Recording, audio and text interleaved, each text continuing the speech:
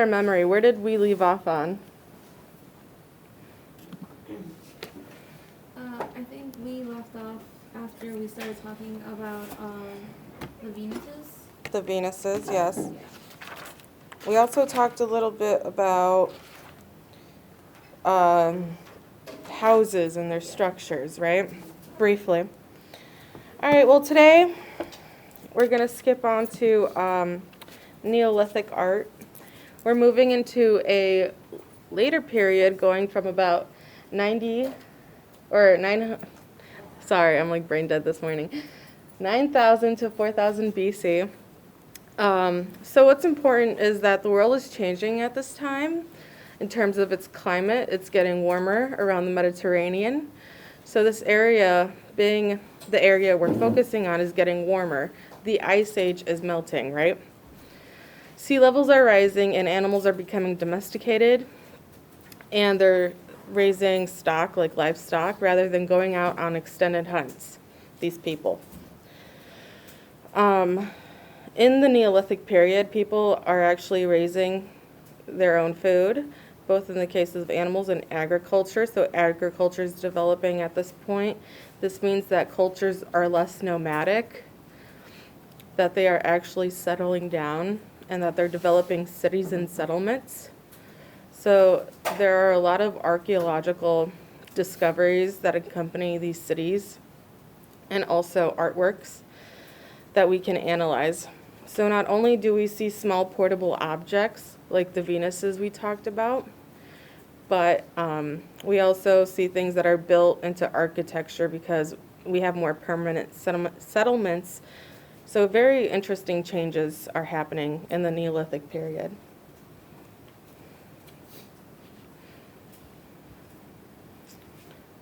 Okay, moving on. So starting off, we're looking at Çatalhöyük, which is a site in modern-day Turkey. We're looking at a period in terms of the excavation from about 6,000 BCE to 5,900 BCE. This city became wealthy and was able to develop into a relatively strong civilization through trade of obsidian. Who knows what obsidian is? I'll go with Melissa today. Basically like volcanic glass. Exactly that, yes. So obsidian was very valuable because it provided material for tools that you don't have. So you don't have like bronze or iron at this point. They'd use obsidian to sharpen, to make into weapons or tools to build these settlements. Yeah.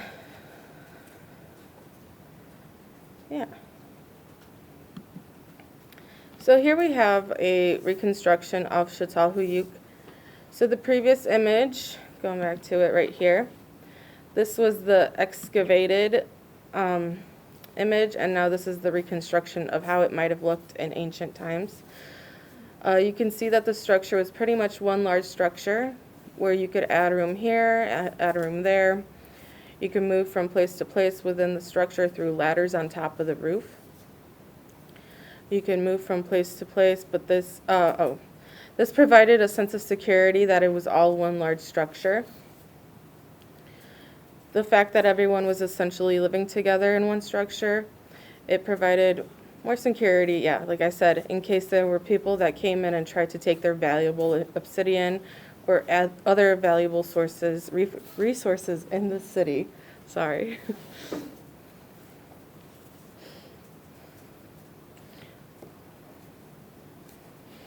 All right. So going back to these female figures, another female figurine that was found is called the so-called mother goddess figure. This figure was discovered in the 1960s, and it raised a lot of questions because of its similarity to some of the works we saw in Paleolithic. So again, it is an exaggerated figure, robust, with emphasis on the female anatomy, stomach, legs.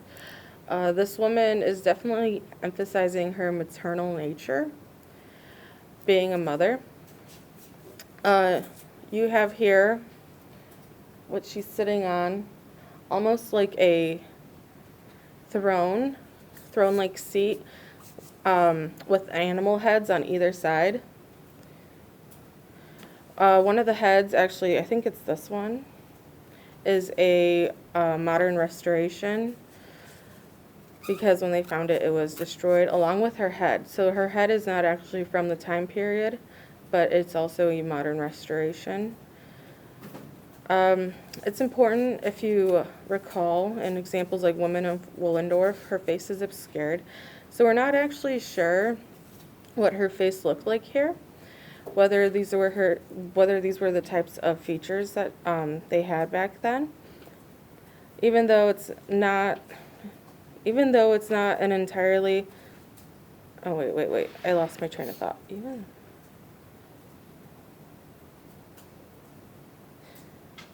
Okay, so yeah, even though that the head's not entirely from Neolithic or not original, it still gives a good example of a mother goddess during Neolithic and Paleolithic periods. It's a great reverence for mothers, the act of giving birth, the act of providing life. We do see representations of men, once again, in hunting scenes. It's important to keep that in mind, that men were also mentioned, but not as much as women. So going back to the seat, the throne, where else do you think in history we might come across thrones with animal heads like that? Sierra? Yeah. So like, I don't know how much everyone knows about ancient Egypt, but yes, there were also animal thrones for pharaohs where they would have lions on either side of them. So looking at this sculpture, who can assume, or what assumptions can be made about her? Yeah. That she's powerful. Yeah. Yeah. And going back to last week's discussion about women and power, it could be easily, assumed that, she could have been leading some kind of colony or a city or something. All right. Okay, finally, the other Neolithic structure or work of art that I'd like to focus on is Stonehenge, which is a very famous structure, and we all have a lot of preconceived notions about the structure. I'm guessing all of us have seen it or an image of it at some point in their lives. It's a very impressive structure just in the fact that the stones are extremely heavy, that they needed to be lifted, and that you have those trilithons. So these are trilithons. It's a 3-stone structure where you have 2 posts and then a lintel on top. So getting the lintel on top would have been a big job. The fact that Stonehenge changed quite a bit over time is of also great interest.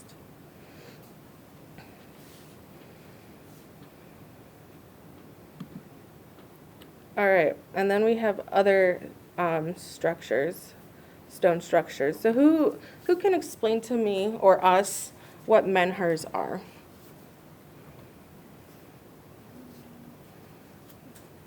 Anyone from the readings? Okay. So basically, menhirs are these upright, just single standing stone structures. What about dolmens? Even just by the image, who can make an assumption? Yes, Alex. Like a multi-stone standing structure, possibly used for burials, depends on what burial one to use about. Exactly, yes. So it was served for more, you mentioned burials, yes, but also served like other types of religious purposes. That's what I can't even talk. That's what they assumed, that these, because they seemed like a house-like structure, so something special might have been happening within these structures. All right.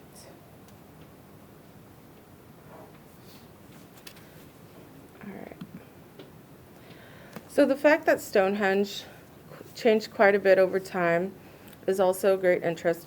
That the circle changed and there weren't always these huge post and lintel constructions. It was modified over time and it was very, very tall. The trilithons themselves were 24 feet high.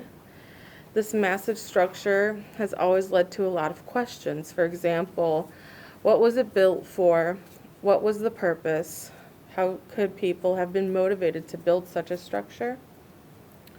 And then just in terms of engineering, how was the structure able to be built? So all those important questions, and there have been many ideas put forth in terms of rolling the stones and lifting them through a series of pulleys, bringing people together as a team, working together in order to do it. But also with that, more questions come up, like were people motivated by spirituality? Were they motivated by a powerful leader? There does seem to be evidence that this was a burial site for certain rulers.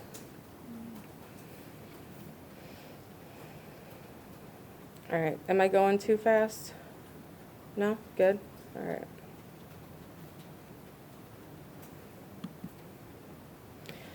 So on this slide, you can see that the morning of the summer solstice, the sun would rise directly over the heel stone, which is over here. And then it would be directed into the trilithons that were shaped like a shoe horse right here. And you could see that you would have to have that, you could see that you would have had a full circle of stones along here.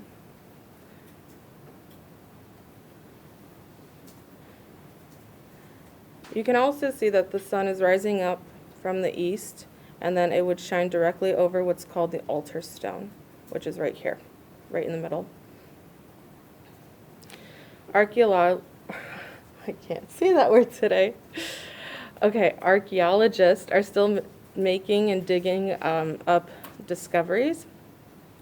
There are indications that this was a place where people in power were buried here, that perhaps people have come here from far away and sought healing.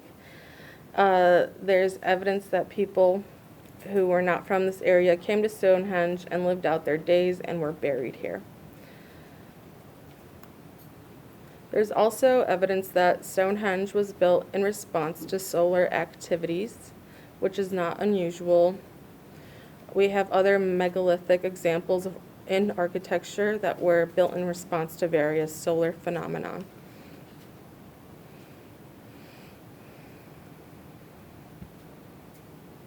Okay. So there's also evidence in, Stonehenge, yeah. I just said that. Oh wow, one of my slides just totally deleted. Oh, okay. So then we also have this megalithic structure in France. Who could tell me what possibly might have been the purpose for this structure?